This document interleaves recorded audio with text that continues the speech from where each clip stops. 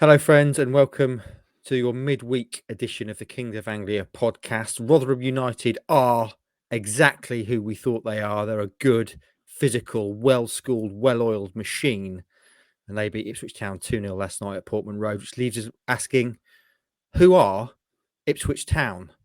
Because they might not be perhaps what we thought they're making their way to being. I'm Mark Heath, I'm your host, and with me today, just one of my fellow Kings, because the rest are on holiday, on days off, etc. Andy Warren, who's just told me I don't have a lot to say about this game. So this could be a short podcast, friends. What is our record for short? I think about shortness of these? 20, 25 minutes, something like that. So we'll see. Okay, We'll let's try see. and stretch it out to half an hour. I'll just chat shit if we're struggling. Hutchie, we said it was a big game. It was a big game. Ipswich Town against Rotherham are now top of the table at Portman Road, coming off the back of that frustrating 2-0 loss at Sunderland on Saturday.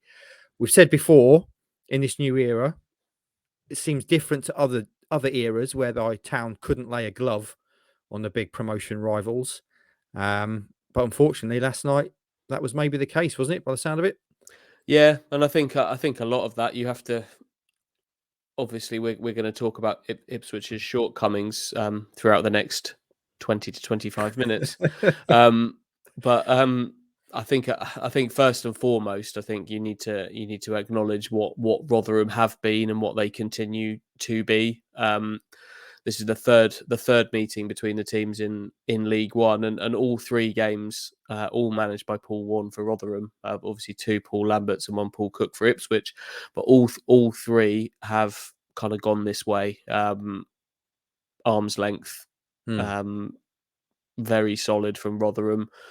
Ipswich unable to really get past that and get beyond it, and Rotherham coming away with the win. That all three games have ended that way, and I think a lot of people, myself included, would have gone to Portman Road last night fearing exactly that, and ultimately saw maybe what we all feared may happen.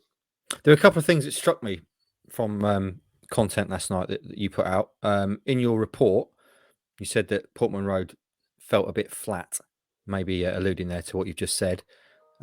People fearing the worst before kickoff. And also you said, both you and Stewie said independently, that from around 50, 55 minutes onwards, you just felt like Town weren't going to get back in the game. Yeah, that's Rotherham. That's what Rotherham do to teams. If you get on the back foot against a team like Rotherham, they're set up well to kind of put you on the back foot in the first place. They're high on energy. They're physical. They're maybe slightly different to the previous versions of Rotherham that we've seen in terms of maybe having a bit more pace about them, a bit less brute force, a bit more pace. But if they're set up to come out fast and sort of try and put you on the back foot. And if they do it, they're then built to kind of constrict themselves and make it hard for you to get back into the game. And certainly at 2-0 down, I think you'd have found a very optimistic soul inside that ground if you'd found people that genuinely thought there was a serious route back into that game. It would have needed some kind of bolt from the blue, lightning strike to get one, and then it's game on, isn't it? But that's just how it felt, sadly, and it's an all too familiar feeling. Okay, so let's get down into it then. Where did it go wrong? Why can't Town lay a glove on Rotherham? Yes, everyone's come out and said the brutal truth is that Rotherham are just a better team, and that's going to happen in sport, isn't it? Unless you are the king of kings, the best team out there, you're going to come up against other better teams, and you are going to lose games. And we know Town are going to lose games, but it's the nature of the defeat, isn't it? Sunderland and Plymouth, for example, different sort of defeats where you feel like Town have really tested them and come out maybe on the wrong side of the game. But in this game, they didn't lay a glove on them. So for you, Hutchie, where's that come from? Where was the problems? I think we talk about Rotherham being a well-oiled machine, and that's exactly what Paul Cook wants his Ipswich Town team to be. It's all very defined in what he wants his teams to do. He wants his fullbacks to maraud forward and play as wingers. He wants his midfielders. He wants them to sit deep and stroke the ball around to the flanks, spread the play, work teams around and find space.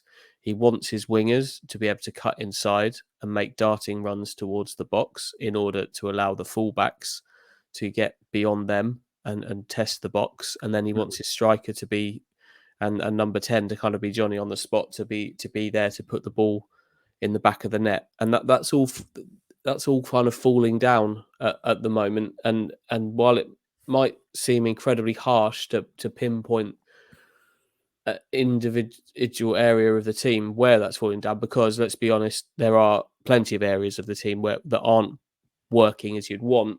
But for me, the one that's kind of letting it all down a bit is what the fullbacks are able to do, because that then impacts every other role within the team. And the fullbacks they're not giving Ipswich the attacking threat that allows the midfield to look good in those roles, that then allows the attacking wingers to kind of get inside, and it's all falling down there.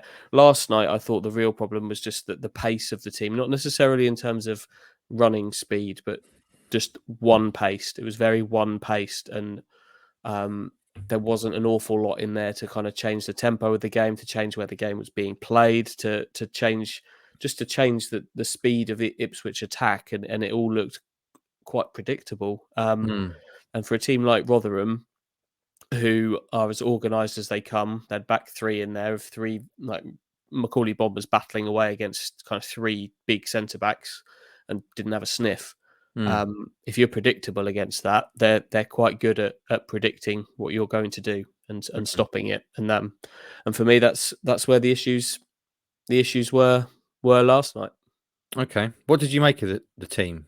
Clements, obviously, he stuck with him at left back. Do you know it right back? We'll talk a bit more about that, maybe the fullback issue after this. But then the big question is always which three play behind Macaulay Bonne, really, isn't it? And last night it was basically three number 10s playing behind Macaulay Bonne. What did you make of that? Yeah, I think I tweeted before the game that was three number 10s. It'd be interesting to see how that worked. I thought I was hoping that having those three players in there would lead to plenty of kind of rotation within the game, and maybe some unpredictability about where these players would pop up and what they'd be able to do, and they could roam around and look for pockets of space. Connor Chaplin did that, some roaming. Scott Fraser, I thought, was as good as any of them in there. His touch was really good. He's able to turn out of tight areas and work the ball into better ones. Selena didn't have his best night, but I think all in all, that area didn't function particularly well at all. If talking about the teams being one pace, that's really the area of the team that I'm looking at for that kind of criticism is focused on that area of the team. Really, there's just nothing really in there that was able to change the pace of attack and be able to link up with Bonne ahead of them, and that's why they didn't really have a shot. They didn't have a shot on target until a sort of a looping tame Joe Pigott header in stoppage time. So not good at all. One of the things that gets levied quite a lot at Paul Cook now, I almost said Lambert. It feels sometimes a little bit like that, doesn't it? After these games, is that he's got no plan B. He's rigidly stuck to this 4-2-3-1. He's not going to change it, no matter what, and he's going to make like for like substitutions. And substitutions has been something we've talked about on a few times this season. How late he's left it and what they are. Where do you stand on that debate? Is he too rigid? Has he? You say last night Town was very pedestrian and struggling to create anything. Should he have changed it up, switched it up, changed formation, thrown on I know Pigott got a whole 20 minutes last night, which is a lot for him at the moment. But what do you think? We talked about formation a lot on here, haven't we? And I've always said that I like the system that Paul Cook plays. I do. I think if you've got the right pieces to make it work, then it's great to watch. I've watched so many teams play that over the years and play it really, really well. Watch Paul Cook teams, even Ipswich teams, play that really, really well. But the pieces didn't fit together to form the puzzle in this one. And I don't know. When people talk about change the system, I don't know what you're necessarily thinking about changing it to. Like, yes, you can put on Joe Pigott and play 2 up front, but we saw that last night, and there was no delivery into the box for him whatsoever. By that point, you'd got who'd you got on? You got Matt Penny on at left back, who, to his credit, showed a lot more willing to get balls into the box than the team were in the previous hour or so without him on the pitch. However, those balls into the box weren't particularly good, so there was nothing for the strikers really to feed off there. It's an interesting one. Yes, you would want some kind of plan B, but I kind of I respect that Paul Cook is very rigid in something that he believes and something that's been successful, because clearly that's what they work on at the training ground. Lee Johnson was saying after the game on Saturday up at Sunderland that the reasons why he didn't switch his formations is because he believes it takes 3 weeks or a month to kind of install it, if you were to install a new offense. But I don't think that's going to happen with Paul Cook, is it? I don't think he's going to spend 3 weeks working on something new when he's still so wedded to Plan A, because then you're neglecting Plan A.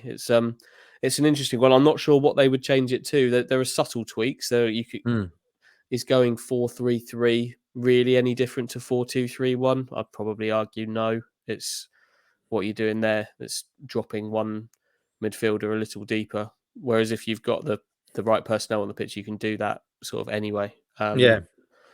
So honestly, I don't think it's systems. I think it's the players that are not necessarily through any lack of effort or from them. It's just the pieces aren't fitting together to form the puzzle. I quite like the puzzle when it's done.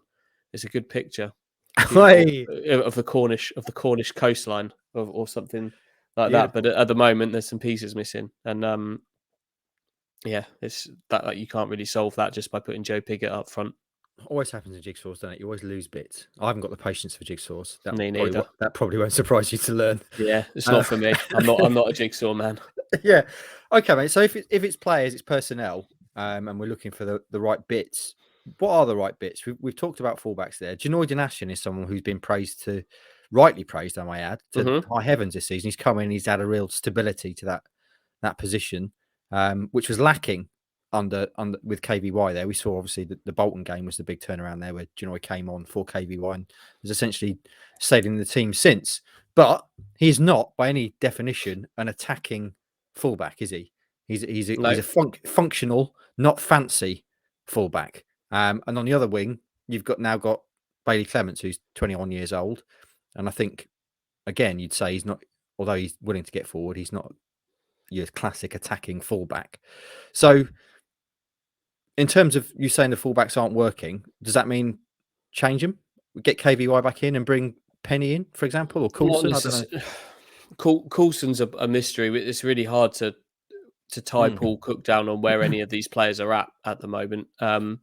If Coulson was fit, and we don't know if he is or when he might be, that's a conversation certainly worth having, because it feels like he's the kind of number one left back, but we don't know where he is or when he'll be available. So it seems it's hard to discuss that. But with Donatian, I think he's improved in terms of his ability to get forward. He certainly has. Like, remember, we're talking about that last minute assist for the Fleetwood goal winner of Salinas. He's got better. But I think the reason he's been so successful in this team and will continue to be very useful to Paul Cook is that at the time, after that Bolton game, the big trouble was conceding goals, wasn't it? Yeah. They were conceding silly goals and at silly times. And I think at that point, he was what they needed, a stabilising figure who could do it. He could get forward, and he still can, particularly when he plays with Wes Burns. He's a big miss at the moment. We'll get onto him in a minute.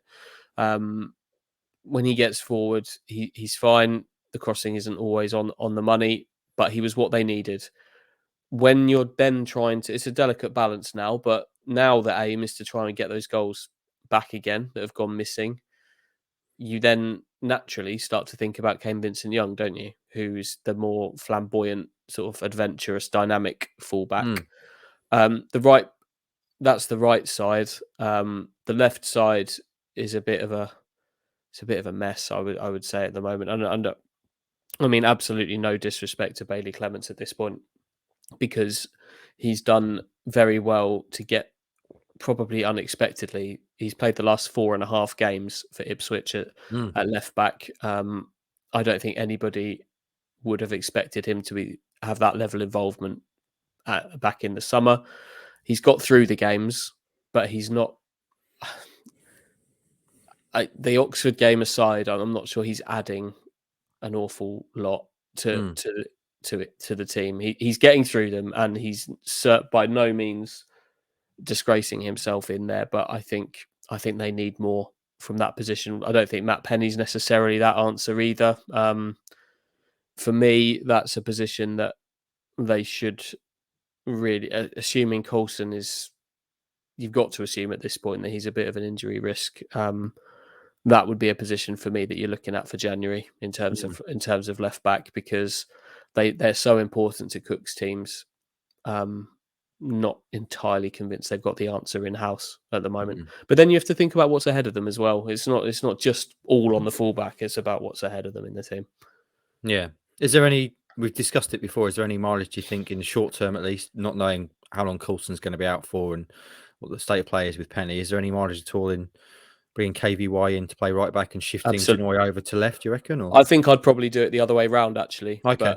But I don't know. You could do it on a match by match basis over which side you need which player, but they can both play right and left back. It's absolutely something I would be thinking about at this point. Okay. Something else I know you think about a lot is Wes Burns and his magnificent flowing hair. You're clearly a fan of Wes Burns. I think a lot of people are. And he brings something kind of unique to this side, doesn't he? And it has been a big miss not having him around for the last couple of games. You talk a little bit about missing the Burns factor. Yeah, he's had his quiet games recently, hasn't he? I'm losing track. Was it the Oxford game where he was incredibly quiet? There's been so many of them in such a short space of time. I think it was the Oxford game. But in general, he's been the most consistent player in that attacking three. Macaulay Bonne loves playing with him because he gets balls into the box, largely on the floor, which I think is where Bonne wants them as well.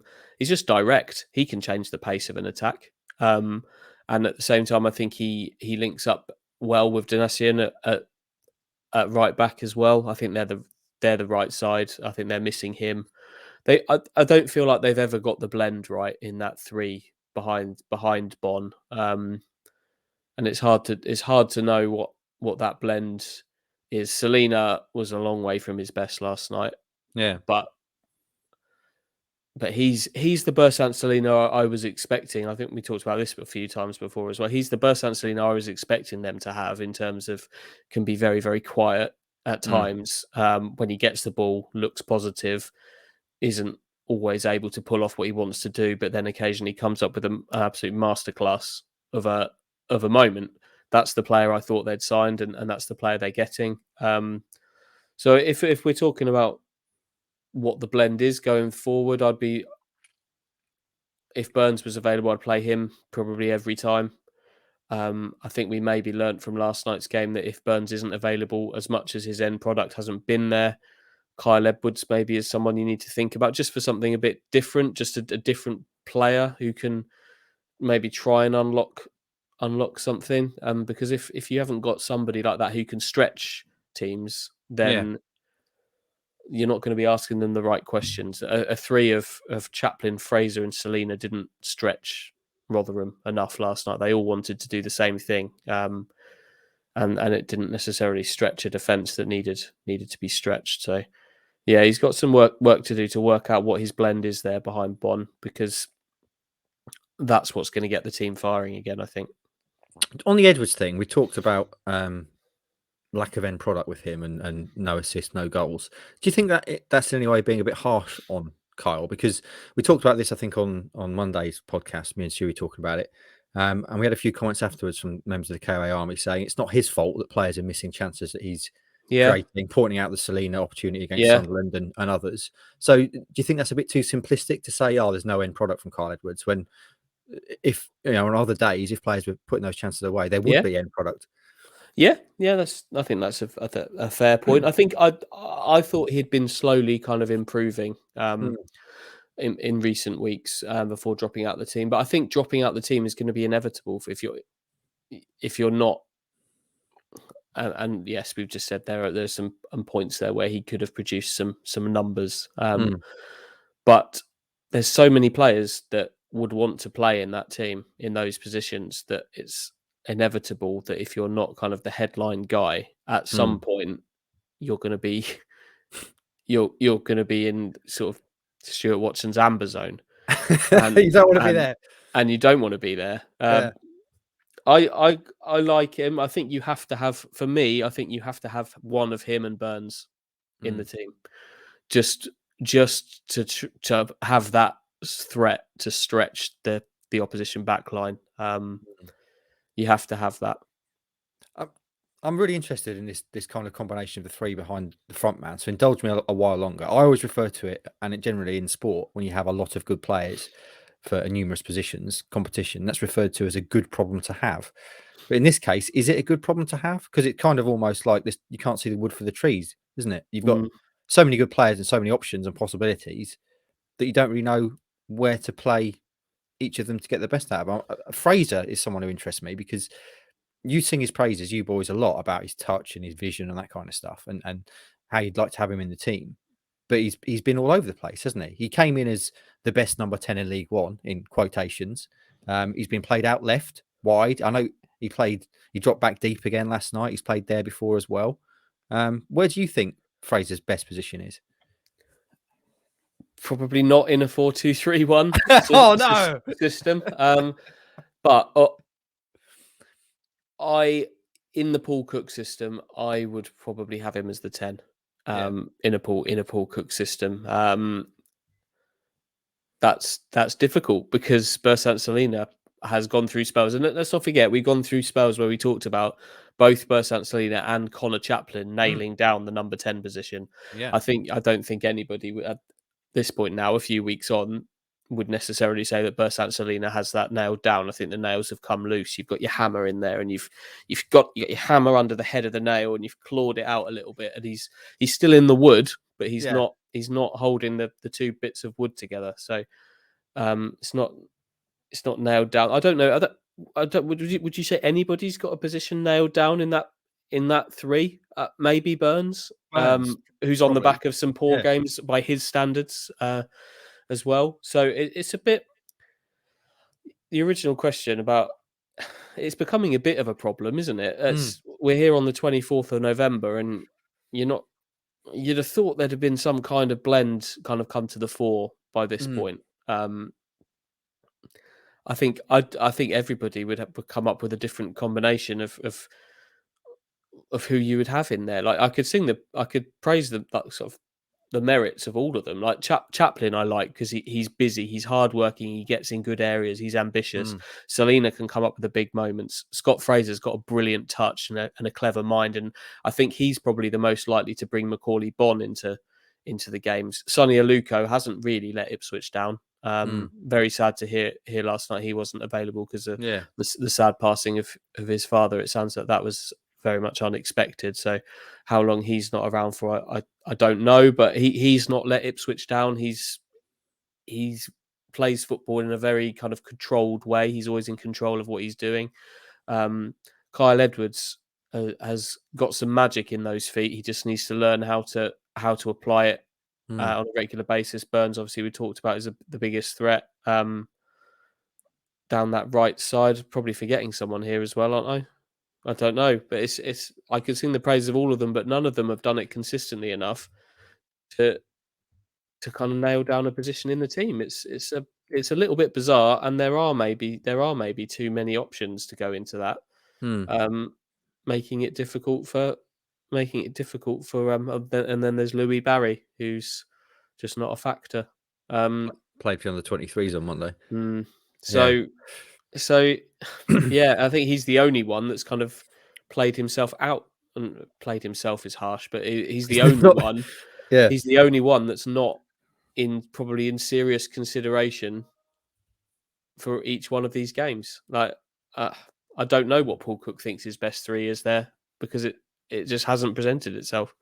With that in mind, we're talking about needing consistency, mate. Is it just, do you just say, right, this is my three behind the striker, I'm going to play Fraser in the 10, I'm going to go Edwards left, I'm going to go Chaplin right, or Burns right, probably most realistically, and that's who I'm going to play, and I'm going to give him time, and if it doesn't work out, I'm going to give him another game.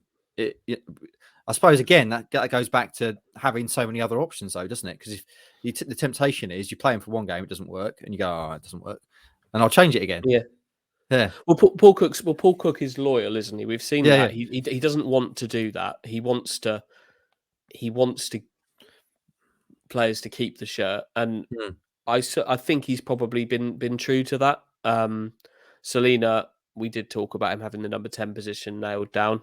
He's kept that shirt, but there has to come a point where that becomes a consideration again, and I think we're maybe there. Burns, I think, had some poor games, but obviously he's out at the moment with a hamstring problem. But I think he's done enough to have a shirt, and Paul Cook's continued to give him that shirt. And I'm not sure it's a question that he would answer straight. I don't think it is, but he must know. He must have a thought in his mind of what three he thinks is the best in that, what he wants to play. He must know that. But there are obviously little factors at play that mean that can't happen. Burns had niggling injuries. Aluko's obviously gone out of the side. Fraser had an injury. Selena goes off on international duty and isn't around. Chaplin had back spasms. Like, those little factors have maybe got in the way of that. That's all of the players we've spoken of there. Edwards had an injury as well, didn't he, earlier in the season? And they've all had these little injuries that have taken them out, and it's all probably combined to make a situation where it's not been possible to land on a three, even if in his mind he knows what he wants that to be.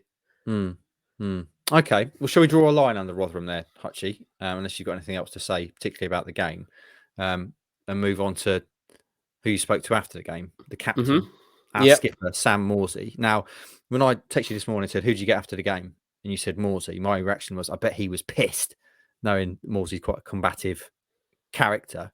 Then you said, no, he's pretty calm. And reading these quotes that have just gone online and will be our back page tomorrow, kind of saying that he thinks Town are clicking, that they're a good team. But in this case, Rotherham were just better. So what, can you talk a little bit about Morsy after the game and what you think about what he told you? Yeah, he was calm, not in a way that makes you think he was calm kind of without caring. I think maybe he'd calmed himself down because he wouldn't have been happy to be so roundly beaten by a better team. He admitted they were the better team and said that hurt for him to have to say that. But he did also stress that he thinks Ipswich are a good team that's coming together and are clicking, which I can see where he's coming from. But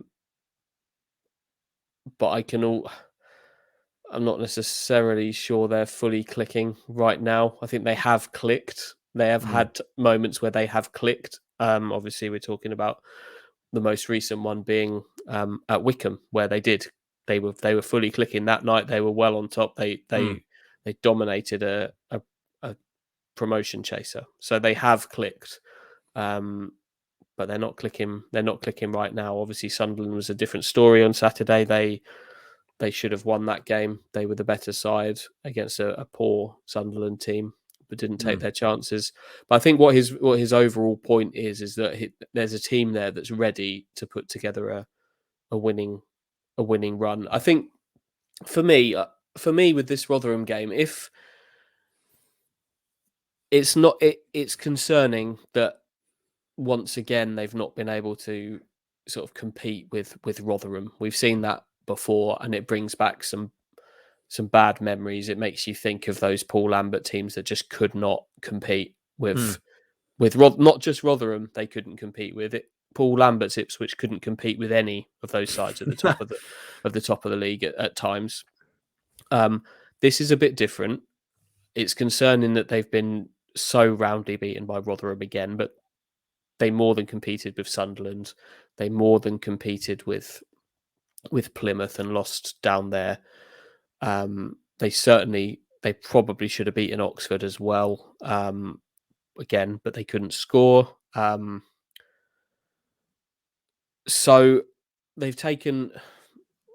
Sounds stupid. I hate to say, but if they have taken a leap from those Paul Lambert teams, but not a big enough one to be where they want to be.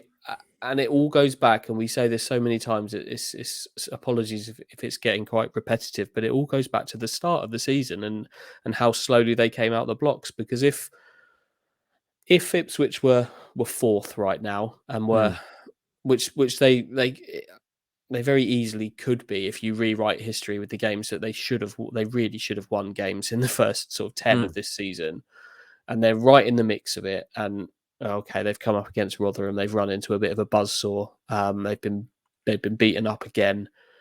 Hopefully this is a different team, different manager. By the time they play them again in 2022, need to learn a lesson and go with it. You'd probably be okay with that.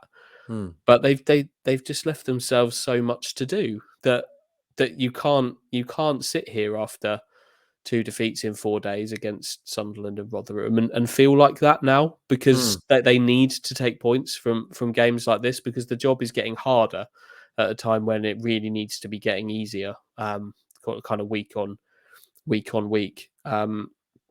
They're playing Crewe this weekend, who are bottom of the table, and there'll be a real expectation that they're not only beaten this weekend, but Crewe are kind of very well beaten by Ipswich, and that's a position that we didn't really want to be in coming towards the start of December. That a game against a team like that is got some pressure on it. And they've put themselves there because of the slow start. A lot of these results could be a lot easier to stomach had they got the points on the board against the teams that they should have beaten earlier in the season. Okay. I started this podcast by saying Rotherham United are who we thought they are, i.e. a bloody good team at this level. And then went on to say, not sure who Ipswich Town are. So Hutchie, we're approaching halfway in the season, 19 games now under their belts. They're 13th in the table. They're 8 points off the playoff spots. Who are Ipswich Town, and how do we feel about the whole project at the moment? Because clearly, an unprecedented turnover of personnel in the off season, as the Americans would say, and a slow start. It was a slow start, kind of to be expected, maybe in those circumstances. But you look at the squad, high expectations. Everyone's saying the right things off the pitch in terms of the owners and the kind of feeling. But when it's all said and done, Ipswich Town are still 13th in League One. So who are Ipswich Town, do you think? And where are we in this kind of big project? Is it fair to say we're behind where we should be at this point?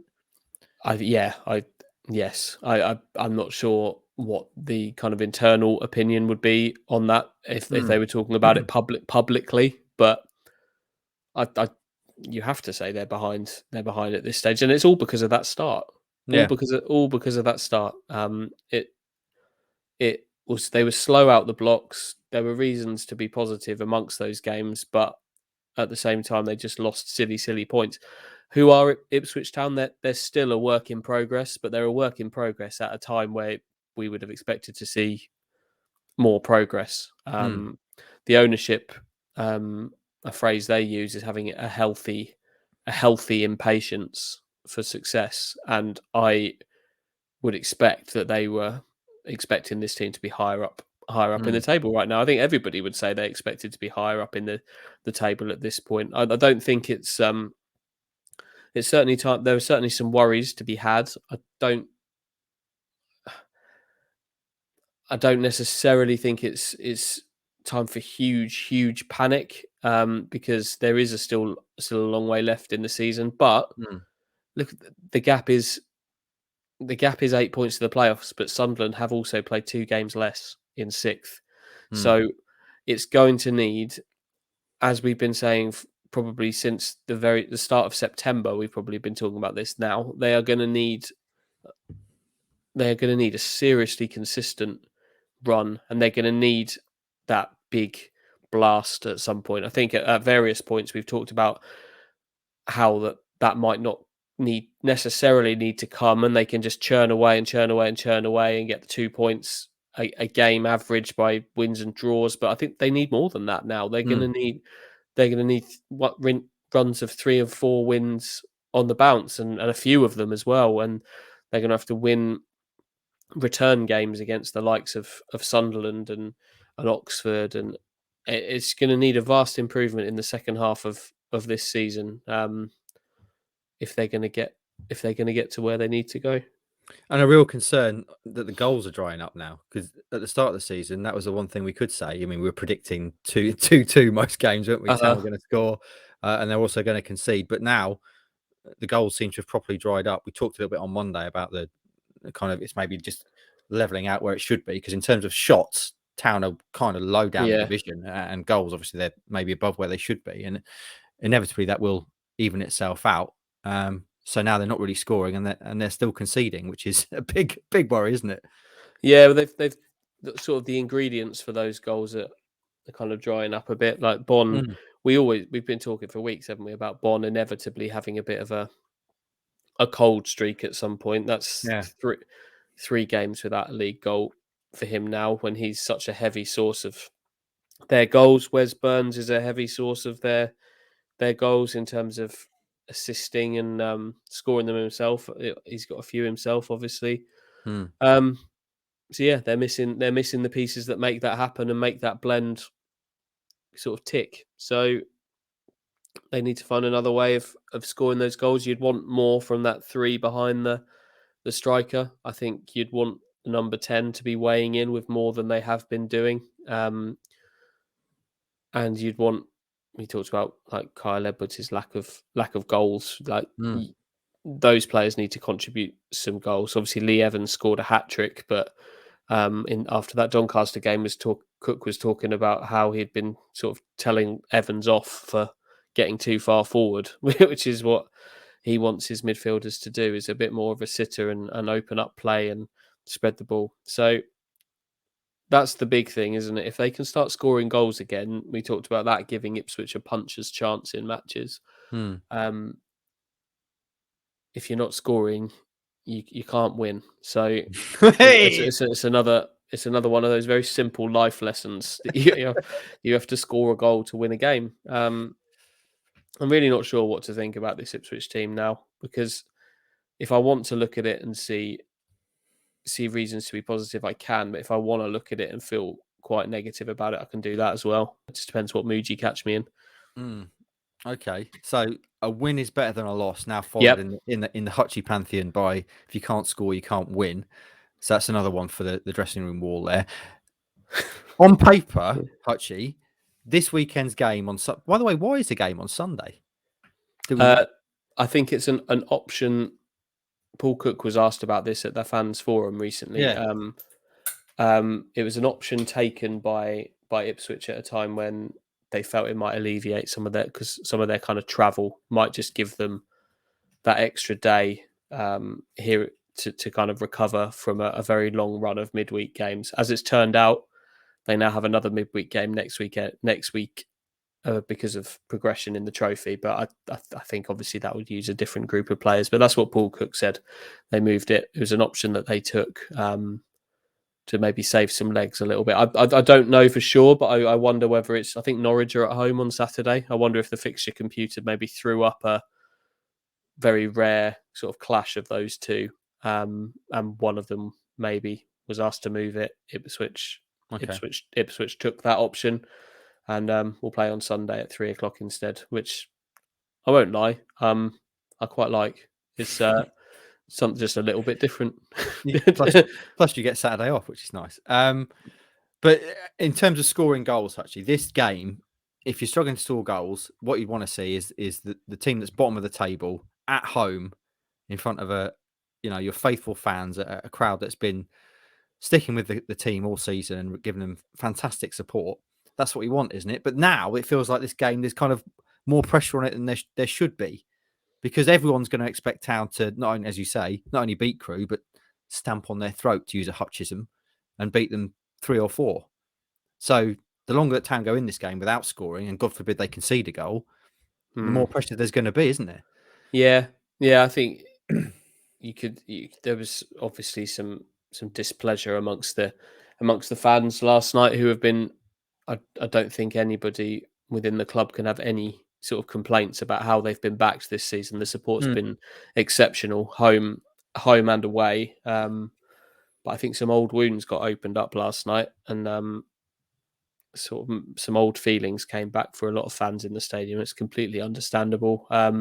And yes, I think most of those that turn up on Sunday will be fully expecting a big win. Crewe have conceded only Accrington have conceded more goals in the league this season. They've conceded 34 goals in 19 games. That's as many as Ipswich have scored in their games. So yeah, you look at it, it should be 3 points and a very comfortable 3 points. I'm not going to come away unhappy if they win this one 2-0, something like that. Doesn't need to be 4 or 6, but a very comfortable win. What I'd really like to see from them in this game is just to come out and not show any sign of nerves. Come out and be themselves. Come out and be confident. Come out and be on top. Be the big boys at home. And deal with Crewe. Don't allow any kind of nerves to creep in, because that can be a bit of a slippery slope. If that's how this team is starting to work, it's very hard to get out of that rut. But if they can come out and be authoritative in this game, that's what I want to see. It doesn't necessarily need to lead to an avalanche of goals, but I want them to be on the front foot throughout all of it, and just try and show some people why this work in progress is worth working towards, if you know what I mean. Just try and be themselves. That's your question is, who are Ipswich Town? And I don't think any result against Crewe is going to give us the answer to that question, just like that 6-0 victory over Doncaster didn't provide all the answers to that question. But I would like on Sunday, I would like this, whatever team Paul Cook picks, to come out and try and answer that question a little bit in the way that you're able to against the team that's bottom of the league, because you're not going to change people's minds by beating Crewe. You're not going to all of a sudden make people forget about the fact they've not competed with Rotherham again and have started losing games to the top sides in the league. But what you can do is come out and show who you think Ipswich Town are, and just be yourselves. Be yourselves and win. That's what I want. That's what I want from them this weekend. Be yourselves. Good advice for any walk of life. A team then still searching for their identity, as Paul Cook said famously, now searching for Careful. Our souls. Our souls. Yes, that's right. That's what they're searching for. And we'll see if they can find them against Crewe on Sunday. Hutchie, something we've not talked about for a while, because there's been a few pods where you've not been around, rightfully having a couple of days off. £1 million picks. I haven't heard hide and hair at this since I went off to those beautiful peaks. Where are we with £1 million picks? I haven't asked you. We didn't talk about this beforehand, so I don't know if you've got one for Crewe. I just wanted to have a bit of a catch up, mate, because I've lost track of what kind of money you've got in the pot. Okay, so the situation is, the last one we did was for the Wickham game. For various reasons. That was a long time ago. Yeah. This money. This money's been sat in the account. I don't know. Is the account that you set up for me for this, has it got a good rate of interest on it or not? I don't know, mate. I've got to be honest. Okay. It's kind of a hasty thing. It's offshore as well, so it may not be technically morally above board, but we'll see. Okay. Well, anyway, there's £800,000 in there. Is what is in the pot. Frustratingly, because we're doing this so soon after the last game, the odds that I want, the sort of the betting markets that I'd quite like to enter for this game have yet to be published, because we're doing it too soon, and the game's on Sunday as well, which probably means I'll do it a little bit later. But can I tell you what I actually want? What I want to do, and I'll put the odds down once they're published. Yeah, is that okay? Of course, yeah. So what I would like to do is Ipswich to win the game with a 1-goal handicap. So that means to win by more than a goal. So to win by 2 goals or more. Yeah. And I'd like to do that in conjunction just with Macaulay Bond to get back on the scoring trail, just to score. So Town to win by at least 2 goals, and Bond to score. Yeah, that's what I'd like to do. Both of those will be fairly decent odds. Let me see if I can have a guess at what this might be. £800,000 in the pot. Well, I'm not going to put all of it on. No. I think I will probably put a nice 100 grand on it. Whatever. Yeah, I'll let you know the full details once it's available. But what I want to do is Ipswich to win by 2 or more. Yeah, 2 goals or more, and Macaulay Bond to score a goal. That's at any time in the game. A hundy goes on that, 100 bags from the £1 million picks pot. Hutchie, as you say, will put out the odds when they are out there, because I know people love following the £1 million picks and how we're doing. Hutchie, anything else to talk about today? We've gone way over what we thought would be possible. We got a bit deep into the old Town team. We're now sitting on 45 minutes, way past that half-hour mark. We'll cut it off after half an hour. Leave people wanting more. Just cut. No, I've got no other business. Fair enough. Well, friends, I hope you've enjoyed this kind of deep dive into what went wrong last night at Ipswich Town and what might be the way to put it right going forward. Just a reminder to support our sponsors, Manscaped. Use the code KOA at manscaped.com for 20% off and free delivery. And also look out, Black Friday is coming up on Friday. Lots of good deals, I'm sure, will be out there on the manscaped.com website. So check those out. Please hit subscribe via your various podcast providers, because that means you get this in your feed quicker than anyone else. And trust me, friends, you want that this week, because the boys hopefully going to sit down again with Mark Ashton at some point, and that'll be there hopefully for you to listen to at some point this week. Leave us a 5-star review on iTunes, because that helps us, again, visibility wise in the charts, and also follow us across all our social medias at Kings of Anglia at YouTube, Instagram, Facebook and Twitter. There you go then. Ipswich Town, we're still searching for the soul, the identity of Ipswich Town. Hopefully we'll find out what that is a bit more on Sunday. Have a great rest of the week, friends, and we'll speak to you again next time.